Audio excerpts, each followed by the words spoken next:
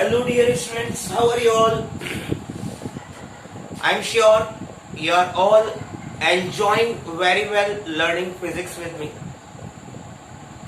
Students, हम लोगों ने लास्ट वीडियो में व्हाट वी डिस्कस, हमने डिस्कस किया था भाई Gauss law and Gauss law का एक एप्लीकेशन हमने देखा था जिसमें हमने कहा था भाई कि अगर एक infinitely long uniformly charged metal wire है, उस वायर के कारण कितना इलेक्ट्रिक फील्ड बनेगा डिस्टेंस आर पे, राइट? और हमने उसका फॉर्मूला भी डिराइव किया था। याद है? याद आ गया? अगर नहीं याद आया तो मेरा previous lecture, previous video just playlist के अंदर इसके पहले वाला आप लोग देख सकते हैं, video number 12, electric charges and fields. अब 30th वीडियो में What do we have? एक एप्लीकेशन और है हमारे पास और ये इस बार बहुत useful application. What we are going to find? We are going to find electric field due to infinitely long, नहीं वायर तो हम कर चुके हैं, infinitely long charged plate। और बच्चों इसकी इंपॉर्टेंस क्यों है? ये जो इनफाइनाइटली लॉन्ग चार्ज प्लेट है, इसके दो प्लेट्स के कॉम्बिनेशन से हम लोग दोनों प्लेट्स के बीच में एक strong and uniform electric field generate कर सकते हैं। कैसे? वो देखने के लिए पहले हम ये देखना चाहेंगे कि ये जो uniformly charge infinitely long plate है, इसके कारण इलेक्ट्रिक फील्ड कैसा, राइट? हमने क्या किया? हमने एक uniformly charge infinitely long plate ले ली। आप जानते हो मेरी ड्राइंग मुझे बहुत टेंशन देती है, मैं कोशिश करता हूं प्लेट की फीलिंग आपको दिलाऊं। ये प्लेट एक्चुअली ऐसे लगी हुई है, ये प्लेट ऐसे रखी हुई है, ये लाइक माई पाम, ठीक है? और इस प्लेट के ऊपर चारों तरफ मैं पॉजिटिव चार्ज ले रहा हूं, आप नेगेटिव भी ले सकते हो, हम लेंगे इनमें, बट हम उसमें डायरेक्टली अप्लाई करेंगे। इलेक्ट्रिक फील्ड की स्ट्रेंथ में अंतर नहीं आएगा, सिर्फ डायरेक्शन में अंतर आएगा। तो हमने क्या किया बच्चों, एक ऐसी सीधी सीधी plate, metal plate, conductor plate, uniformly charge, और ये इनफाइनाइटली लॉन्ग है, ठीक है? इट इज लॉन्ग, ऊपर भी नीचे भी बहुत लंबी है, राइट?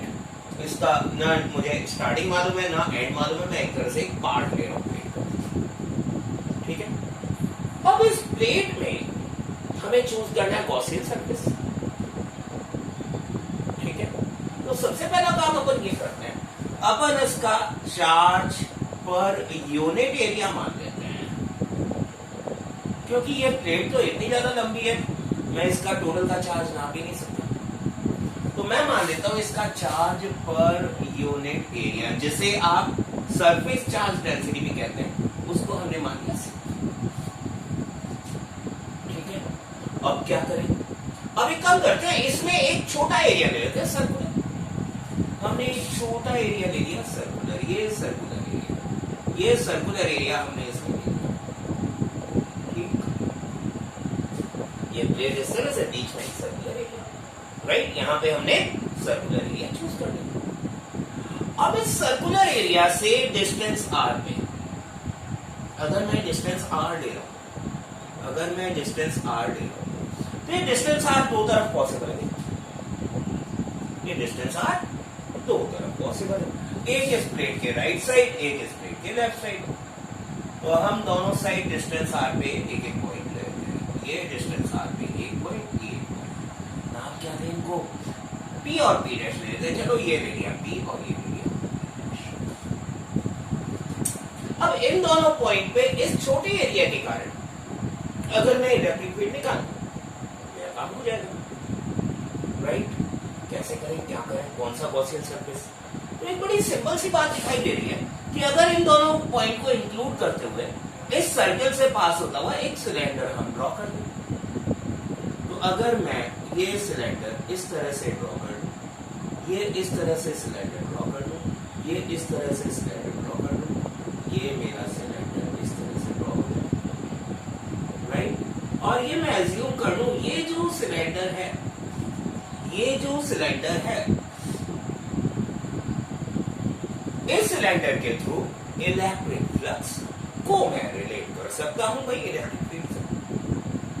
अगर ऐसा कर लेंगे तो शायद काम बन जाना चाहिए, ठीक है। फिर भाई ये सिलेंडर इस तरह से क्यों, ठीक है, ये सिलेंडर की जो एक्सिस है, that axis is actually perpendicular to the circular sheet. ये जो शीट है, मेटल शीट है, इसकी सर्कुलर शीट इसके परपेंडिकुलर है इसके एक्सिस, और इस एक्सिस के चारों तरफ सिलेंडर। अच्छा भाई, तो ये जो सर्कुलर एरिया है, इस सर्कुलर एरिया में जितना पॉजिटिव चार्ज, इसके कारण इलेक्ट्रिक फील्ड का डायरेक्शन ये, इलेक्ट्रिक फील्ड कैसा जाएगा, मैं ऊपर नीचे बना रहा हूं, electric field will go like positive charge से अभी जाता है नेगेटिव चार्ज में, बस टुवर्ड्स इट आ जाएगा, ठीक है। अब क्या किया जाए, अब इतना सा काम करना है, अपने को ये समझना होगा कि सिलेंडर के पास तीन सरफेस है। एक तो ये कर्व सरफेस, कर्व सरफेस में अगर मैं कोई भी कर्व सरफेस पार्ट ले लूं, मैंने ले लिया ऊपर वाला कर्व सरफेस पार्ट, ये ऐसे आ रहा है, ऐसे, इट इज लाइक दिस। तो एक कर्व सरफेस पार्ट जो है, मैं अगर ये छोटा एरिया डीए लेता हूं, इस पे area vector upward, area vector is coming upward, और इलेक्ट्रिक फील्ड,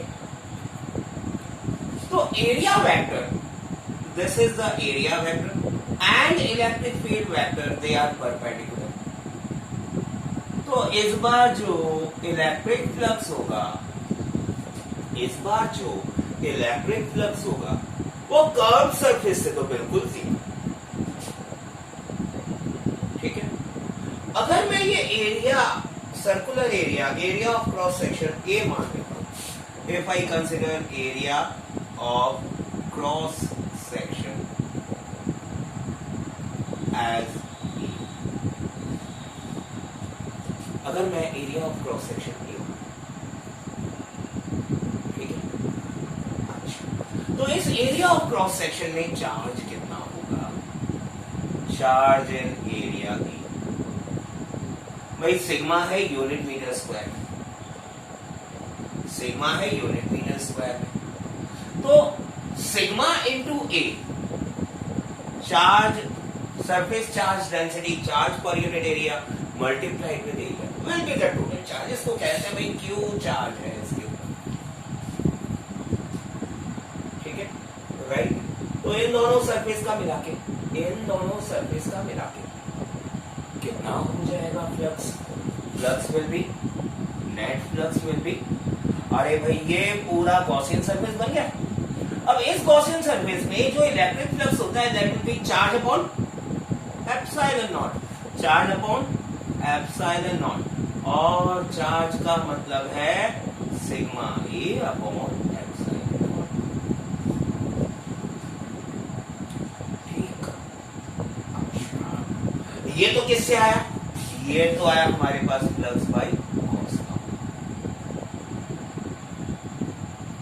अब भैया फ्लक्स हम दूसरे तरीके से भी निकालते हैं। दूसरा तरीका क्या था, दूसरा तरीका था फ्लक्स का फाई इज ई डॉट ए।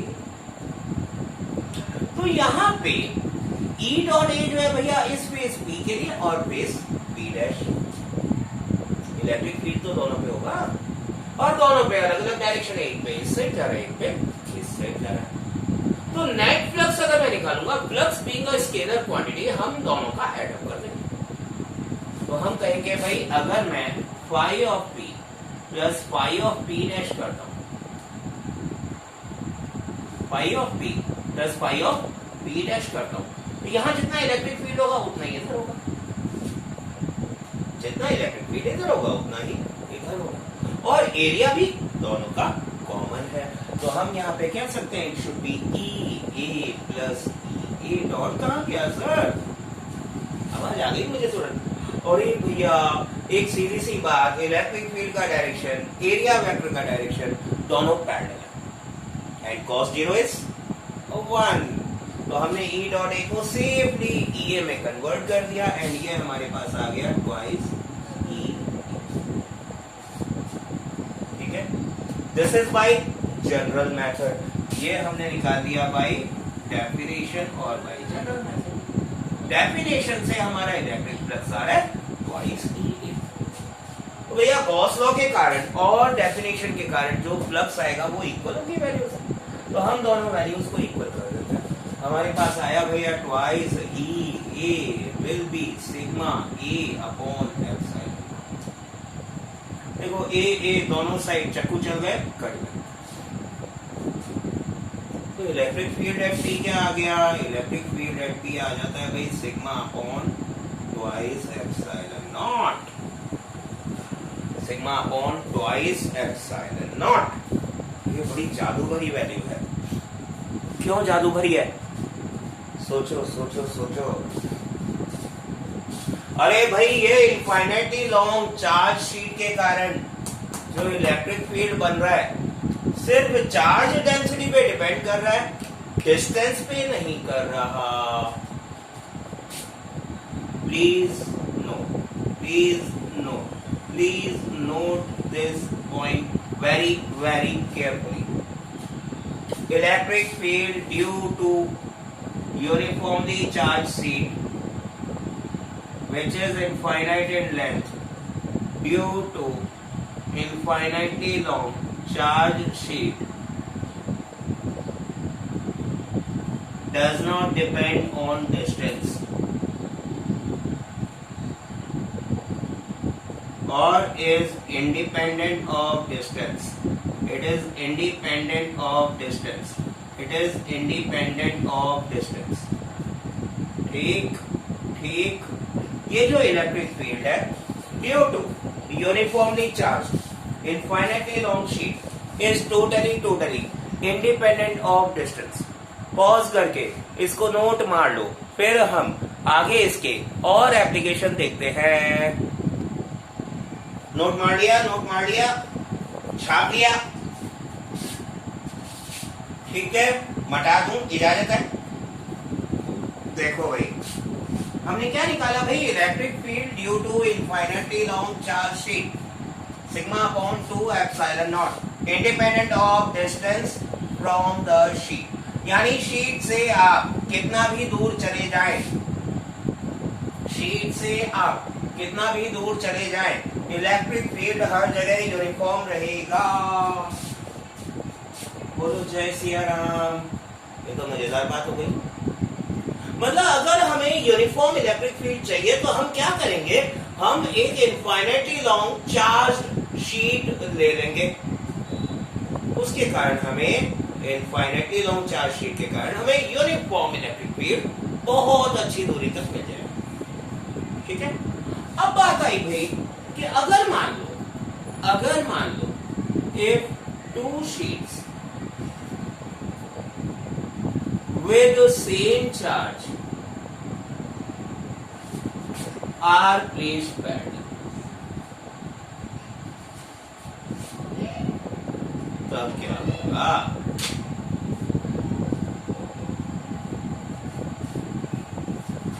अगर हम दो इनफाइनाइटली लॉन्ग चार्ज शीट्स एक दूसरे के पैरेलल रख दें तो क्या होना है? ये अरे भाई ड्राइंग बड़ी दुखी करती है मुझे, ड्राइंग बहुत बहुत दुखी करती है मुझे। ये ऐसे कर दूं? अरे भाई आप गाइड करो ना, कैसे करूं? हाँ, ये शीट ऐसी एक शीट और बना लेते, ये इसके सामने रखिए, ये इसके सामने रखिए, सामने वाली ऐसे, ये और ये दोनों पे लगा दो भैया पॉजिटिव चार्ज। दोनों पे सिमिलर चार्ज है, सिमिलर है, both are having similar charges. तो दोनों पे हम पॉजिटिव चार्ज मान के चलते हैं, दोनों पे हम पॉजिटिव चार्ज मान के चलते हैं। दोनों पे नेगेटिव भी हो सकता है भाई, और चार्ज डेंसिटी दोनों पे इक्वल मान रहे हैं। एक बार सरफेस चार्ज डेंसिटी दोनों पे इक्वल मान रहे हैं एक बार को। अगर अलग अलग होंगी तो थोड़ा सा फर्क पड़ जाएगा।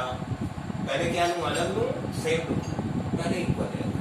दोनों पे चार्ज डेंसिटी सिग्मा, दोनों पे चार्ज डेंसिटी सिग्मा। अब क्या हुआ देखो, प्लेट नंबर 1 और प्लेट नंबर 2, ठीक है।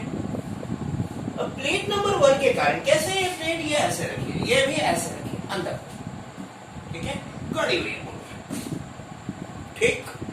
अब इस शीट के कारण अगर मैं दोनों शीट के बीच में देखूं तो इलेक्ट्रिक फील्ड का direction E1 will be rightward, E2 will be left. In middle,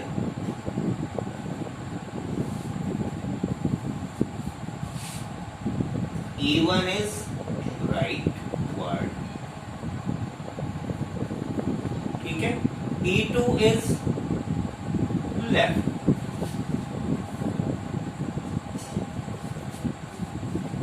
क्या E1 E2 इक्वल होंगे? E1 equals E2 equals sigma upon twice epsilon naught charge density दोनों इक्वल है। ओ ये क्या हुआ? Zero electric field, zero electric field, electric field is zero in the middle. ओ दोनों शीट के बीच में इलेक्ट्रिक फील्ड नहीं है, दोनों शीट यूनिफॉर्मली चार्ज है, इक्वल चार्ज डेंसिटी है, दोनों के बीच में नहीं इलेक्ट्रिक फील्ड, ठीक। अच्छा, इस प्लेट 1 के left side electric field 1 will be in this direction, electric field due to second भी इसी डायरेक्शन में होगा। सेम केस सेकंड के राइट में electric field due to first, electric field due to second, and दोनों की value equal है, तो electric field on either side, electric field on either side, electric field on either side of sheets क्या है कितना है? It will be net electric field E net will be E1 plus E2, यानी sigma upon twice epsilon naught, sigma upon twice epsilon naught, this becomes sigma upon epsilon naught. दोनों sheet के side में बढ़ गया, बीच में zero हो गया, ये तो अनबाउंडेड इलेक्ट्रिक फील्ड बन गया, ये तो अनबाउंडेड इलेक्ट्रिक फील्ड बन गया। यानी अगर हम दो parallel infinitely long charge plates with similar charges पास रख रहे हैं तो उनके दोनों तरफ infinite electric field add up हो रहा है, इंक्रीज हो रहा है, तो एक के कारण जितना था उससे डबल, लेकिन बीच में कुछ नहीं मिला, बीच में बाबा जी का यस चुल्लू, ठीक है। अब अगर मान लो ये क्लियर, छाप लो जल्दी, पॉज मार के छाप लो। मैं बिल्कुल सिर्फ हेडिंग चेंज करूंगा, फिगर में जरा सा चेंज करूंगा, नया केस आ जाएगा, ठीक है, ये लो, राइट, हो गया। अभी जरा एक काम करते हैं, हेडिंग भी चेंज नहीं करते, सिग्मा 1 सिग्मा 2 ले लेते हैं चार्ज डेंसिटी, सिग्मा 1 सिग्मा 2 ले लेते हैं चार्ज डेंसिटी, सिग्मा 1 सिग्मा 2 ले ली हमने चार्ज डेंसिटी, मतलब चार्ज डेंसिटी दोनों की अनइक्वल। मिडिल में E1 जैसा कि हमने कहा था राइटवर्ड, E2 किधर है? चलो ये मिटा देता हूं, कंफ्यूज हो रहे हो, मिटा देता हूं, ठीक है, ये हमने मिटा दिया। अभी जरा नए सिरे से बात करते हैं, बस क्या अंतर आया, दोनों में चार्ज डेंसिटी अनइक्वल, ठीक है। तो electric field due to one rightward, second के कारण किधर होगा? लेफ्टवर्ड। अरे भाई पॉजिटिव चार्ज से अवे होता है, तो E2 इज लेफ्ट। दोनों की वैल्यू लिख लेते हैं। E1 कितना है? Sigma 1 upon 2 epsilon not. और E2 कितना है सिग्मा 2 अपॉन 2 एप्सिलॉन। अच्छा अपोजिट डायरेक्शंस होते हैं तो हम क्या करते हैं, ई नेट निकालने के लिए दोनों को माइनस कर देते हैं। तो मैं कह सकता हूँ sigma 1 minus sigma 2 upon 2 epsilon not with the assumption that sigma 1 is greater than sigma 2। अगर सिग्मा 2 ग्रेटर होगा तो सिग्मा 2 माइनस सिग्मा 1 आ जाएगा। दैट मींस मिडिल में इलेक्ट्रिक फील्ड रिड्यूस हो जाएगा। It will be 1 upon 2 epsilon naught times 1 upon 2 epsilon naught times the difference of their charge densities. The electric field E net between the two will be 1 upon 2 epsilon naught times the difference of the two charge densities. ठीक है, अब हम directly कह सकते हैं भैया on either sides, यहाँ पे E1, यहाँ पे E1 डायरेक्शन क्या, rightward, sorry leftward, E2 leftward, इस side E1 rightward, E2 also rightward. So we can say भैया E net on either side will be 1.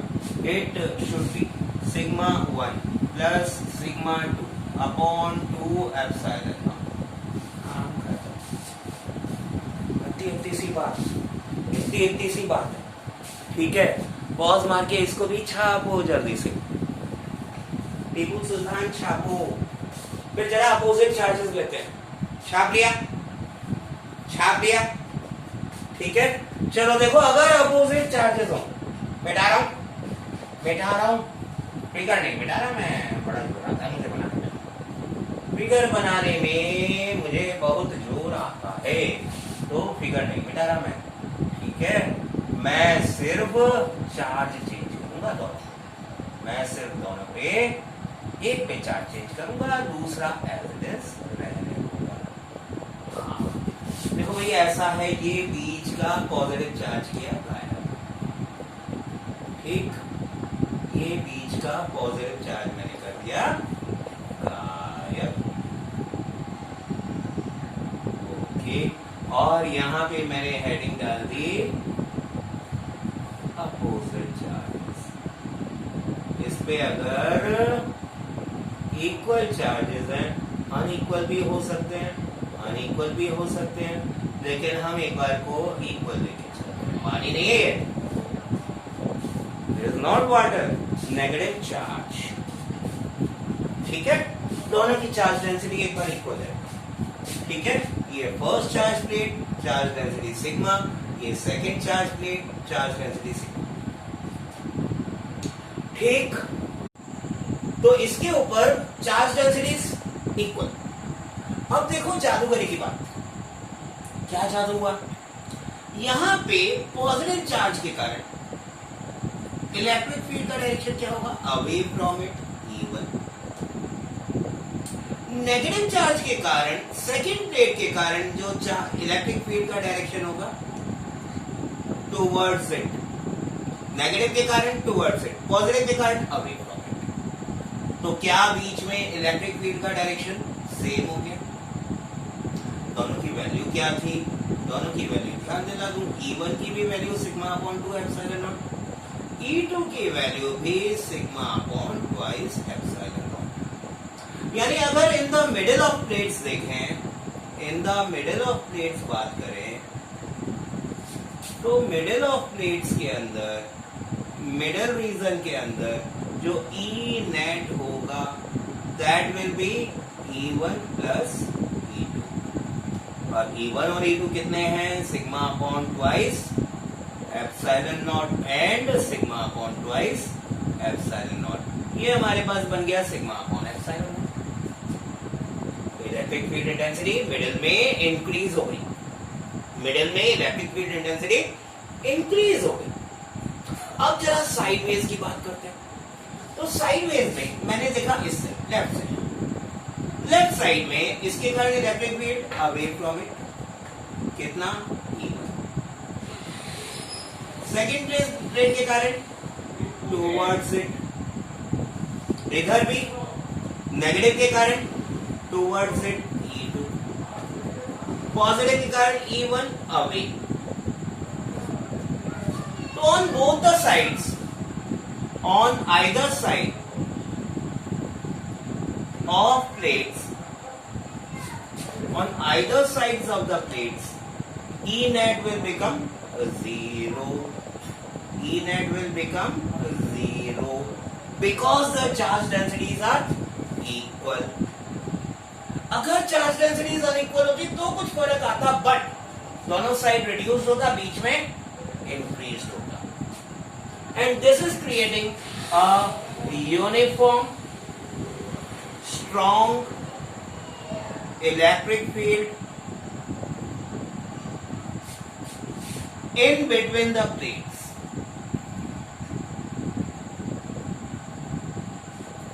ये जो है दोनों प्लेट्स के बीच में एक uniform strong electric field build up कर रहा है, ठीक है। यानी कि जितना चार्ज हमने इन दोनों प्लेट्स को दिया, जितना चार्ज बच्चों हमने इन दोनों प्लेट्स को दिया, उस पूरे चार्ज के कारण जो इलेक्ट्रिक फील्ड है वो बाउंडेड हो गया, it becomes bounded in between the two plates. ये कंसेप्ट हमें काम आता है इन building up capacitors, in building more electrical energy in between two charge plates, right. This is one of the basic strongest and widest use application of Gauss law, right. So keep on studying, all the very best.